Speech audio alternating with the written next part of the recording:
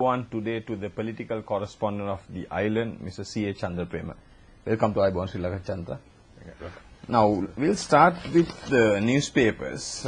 And there's an interesting news item today that's in the Daily Mirror, where opposition leader Ranil Wickremesinghe blames LTT for his loss in 2005. And there are two things which I want to ask you. That's why he blames the LTT. And he also says that after the Mayavilaru incident, that the forces were ordered by the government to finish off the LTT.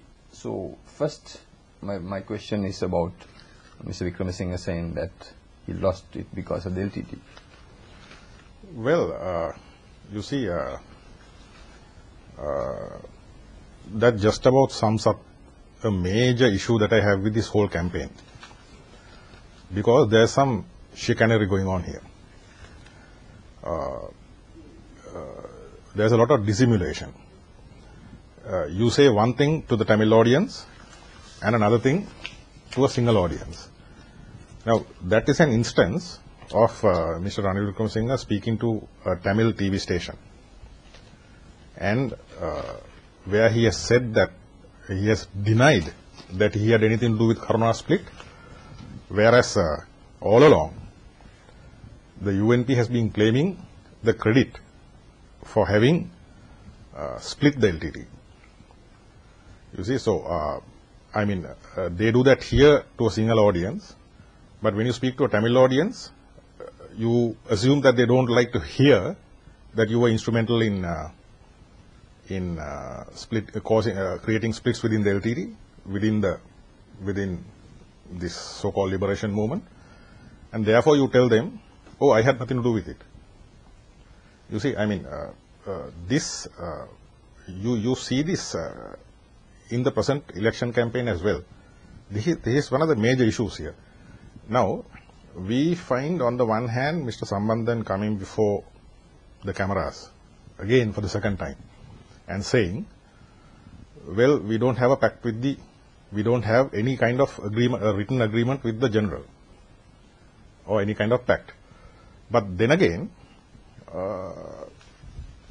you find him saying, or rather not him, but his parliamentarians, telling Tamil audiences, yes, we do have a pact. It's a written pact. It was Mr. Ranil Wickremesinghe was present when it was signed.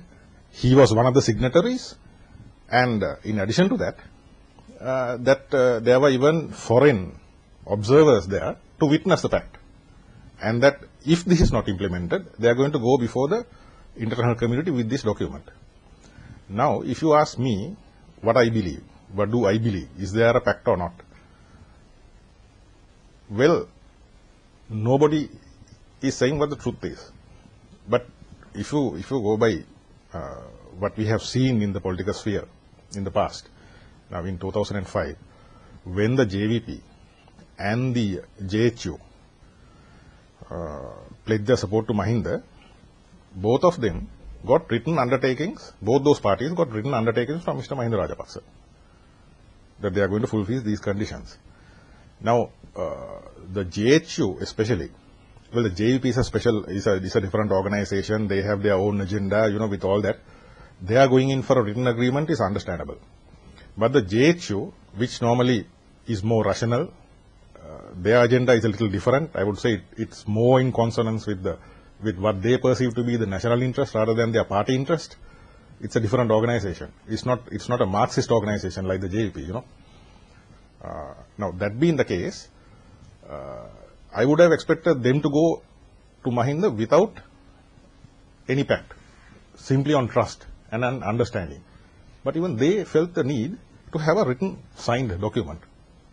So, in that backdrop, I find it very difficult to believe that the TNA especially would have gone out on a limb in this manner without something very concrete in the form of a written, signed document, especially given the fact that the candidate that they were supporting has claimed his stake to the presidency based entirely on crushing the LTT. Now, when you support a person with such a background and with such claims, then you would naturally have every reason to be suspicious and to play safe. So therefore, I do believe that there has to be some written agreement, the same way that the 4 Tamil MPs, now up to now 4 Tamil MPs have been recorded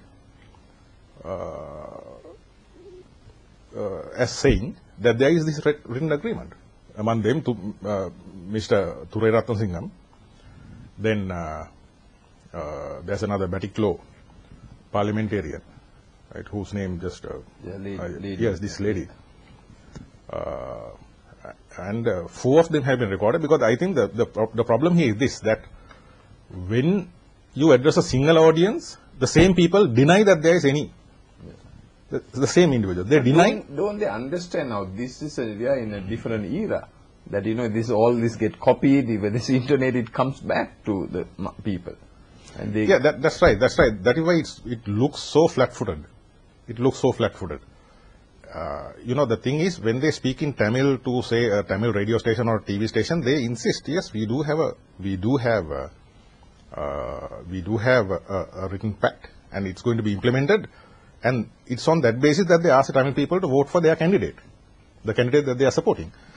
But when the same individual addresses a singular audience, they say, oh, we don't have a pact. I mean, this kind of chicanery, how can we allow this? I mean, in a national election where you are supposed to elect a person to the highest office in the country, you can't have this kind of chicanery. Now Mr. Vikram Singh engaging in this is a different matter, because he's not a candidate at this election, and obviously he's trying to please that audience that he was addressing. Yeah. So he says, okay, I had nothing to do with splitting the LTT and taking Karuna away. That is one of the major factors which weakened the LTT. And then about him saying that the other thing, now one of the things that he said was that he was not responsible for causing the split in the LTT. Then the second thing was that the government ordered General Fonseca. Now there again there is this chicanery. On the one hand, you find Mr. Ranil Kumar Singha and so many other spokesmen within the UNP going before the people and saying it is General Fonseca who wiped out the LTT. And General Fonseca himself comes on TV, and I think even last night or the night before, last day in the TV news broadcast, and he was saying that he cleared the East. There is no political authority behind that. He did it. Now, that is to a single audience. But to a Tamil audience, you say, no, I was ordered to do it, so I did it. I was just an instrument. And that is the same argument that Mr. Sambandhan used to justify supporting his candidacy, saying he was only carrying out orders. He will carry out our orders also. I mean, is that the implication that we have to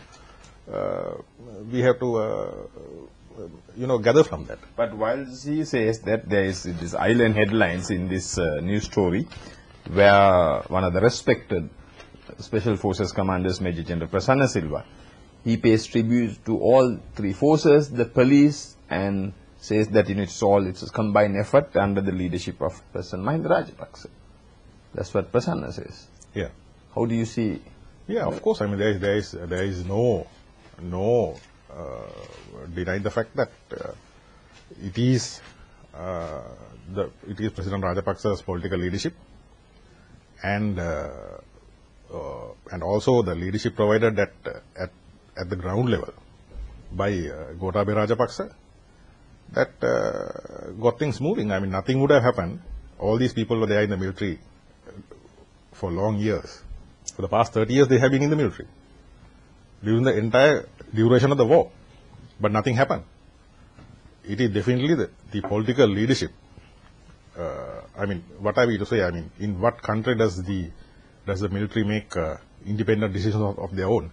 At times, even the conducting of an operation of a